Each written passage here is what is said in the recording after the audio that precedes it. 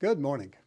In V5b, we studied the polynomial ring R, which is a ring of polynomials over a field F, modulo x to the n minus 1. We proved that R is a principal ideal ring, which means every ideal of R can be generated by a single ideal element. We defined the canonical generator of an ideal to be the monic polynomial of smallest degree in that ideal. We showed that there is only one such polynomial in that ideal and that it generates the ideal. In fact, the canonical generator of an ideal is a monic divisor of x to the n minus 1 over f.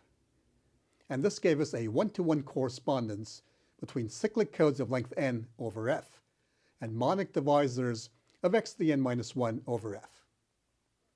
In this lecture, we'll continue to develop the theory of cyclic codes. We'll use the canonical generator of a cyclic code to determine the dimension of the code, a generator matrix for the code, and to describe the encoding process.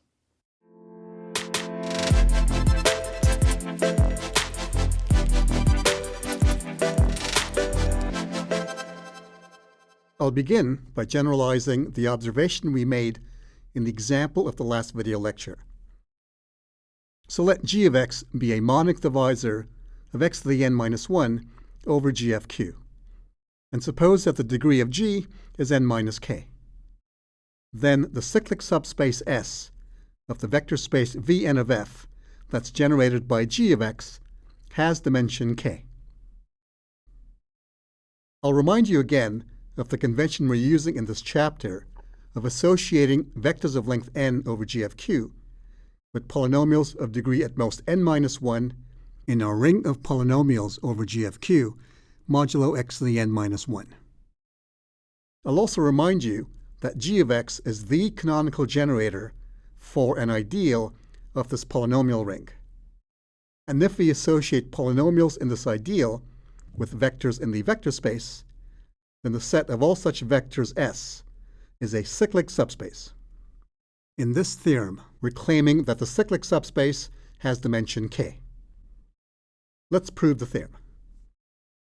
So recall that the ideal generated by g of x is comprised of all polynomial multiples of g of x modulo x to the n minus 1, where the multiple a of x has degree less than n. We claim that this ideal can be described more simply as a set of all polynomial multiples of g of x, where now the multiple b of x ranges over the polynomials of degree less than k. This description is different from this one in that the multiple has degree less than k instead of degree less than n, and also there is no mod operation like we had here. The mod operation isn't needed here because b has degree less than k and g has degree n minus k.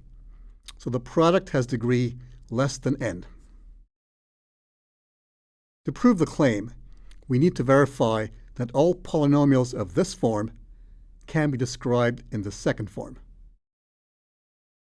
So let h of x be an arbitrary element in the ideal generated by g of x.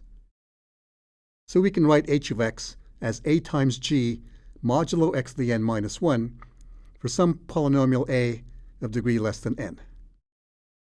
Hence, we can write a times g as h plus some multiple of x to the n minus 1. Now g divides x to the n minus 1, and it clearly divides the left-hand side. So it divides the difference of these two polynomials, which is h of x. And so we can write h as b times g for some polynomial b, which must have degree less than k, since h has degree less than n, and g has degree n minus k. And this proves the claim. Finally, there are q to the k polynomials of degree less than k over g of q. And so by examining this description of the ideal generated by g of x, we see that this ideal has size q to the k. Thus, since S is a vector subspace over g of q and has size q to the k, S must have dimension k. And this proves our theorem.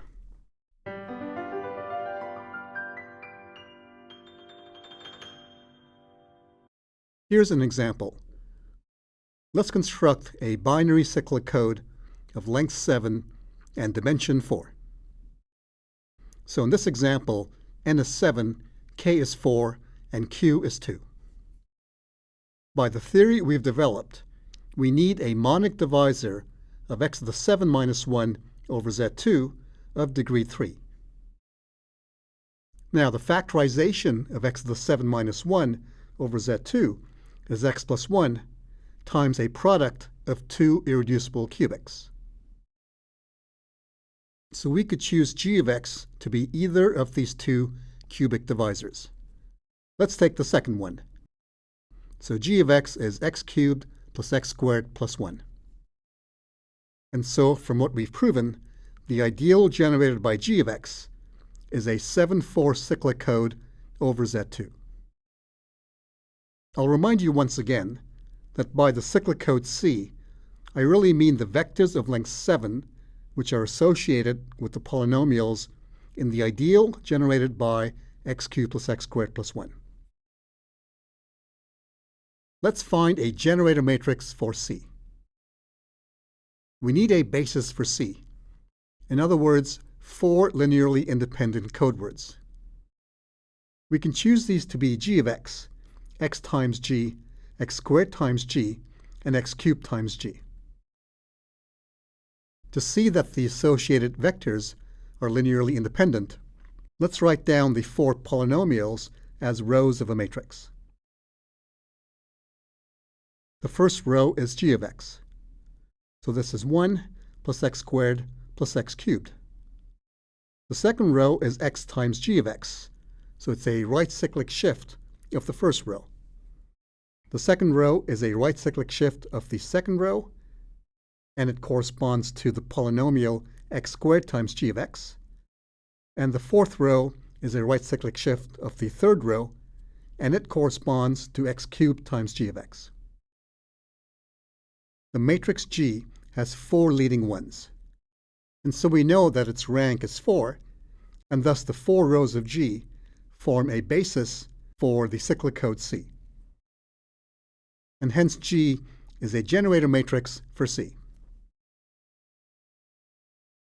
Continuing the example, let's encode the message M, which is 1001. So encoding with respect to the generator matrix we just described is n times G. So here's M, and here's G. This product is computed by adding the first and the fourth rows of G to get this code word.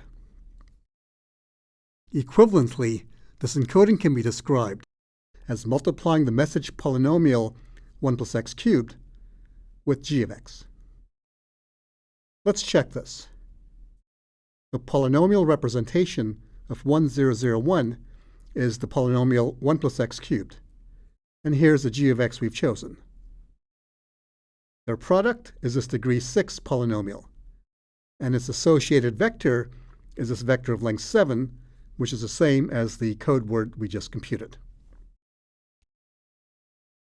Generalizing the observations in the previous example, we can state the following. Let g of x be the canonical generator of an nk cyclic code C over a field F. And so g of x is a monic divisor of x to the n minus 1 over F of degree n minus k. Then a non-standard generator matrix for C is this k by n matrix, whose rows are the vector representations of g of x and k minus 1 of its right cyclic shifts. To verify this claim, you can check that these k rows are code words in C, and they're linearly independent over Z2. Hence, they form a basis for the cyclic code C. Note that this matrix is not in standard form. Let's take a look at encoding. Now, source messages for the cyclic code C of dimension k are vectors of length k over the field f. And I can interpret these source messages as polynomials over f of degree less than k. So if m of x is a source message polynomial of degree at most k minus 1, then the encoding of m with respect to g is m times g. Now when you multiply this vector with this matrix on the right, the entries of the vector multiply the corresponding rows of the matrix G. And so this product can be written as m0 times G plus m1 times x times G plus mk minus 1 times x to the k minus 1 times G. And factoring out the g of x gives us that c of x is m of x times g of x. So encoding messages in the cyclic code C corresponds to multiplication of the polynomial message by the canonical generator g of x. Observe that no reduction by x to the n minus 1 is needed in this product. And that's because g of x has degree n minus k, whereas m has degree less than k. So the product has degree less than n. Let me summarize this elegant theory we have developed so far. So the vector space of dimension n over GFQ is in one-to-one correspondence with the elements of the ring of polynomials over GFQ modulo x to the n minus 1. This correspondence is given by associating a vector of length n over GFQ with this polynomial of degree at most n minus 1 over GFQ. We proved that if C is a cyclic subspace of Vn of f, then the set of associated polynomials, which I call I, is an ideal of the polynomial ring R. Also, if C has dimension k, then the canonical generator of the ideal has degree n minus k. Encoding of messages with respect to this generator matrix G, whose rows are successive cyclic shifts of the canonical generator, corresponds to multiplication of the message polynomial by g of x. In the next video lecture, we'll prove that the dual code of C is also cyclic. Recall that C perp has dimension n minus k.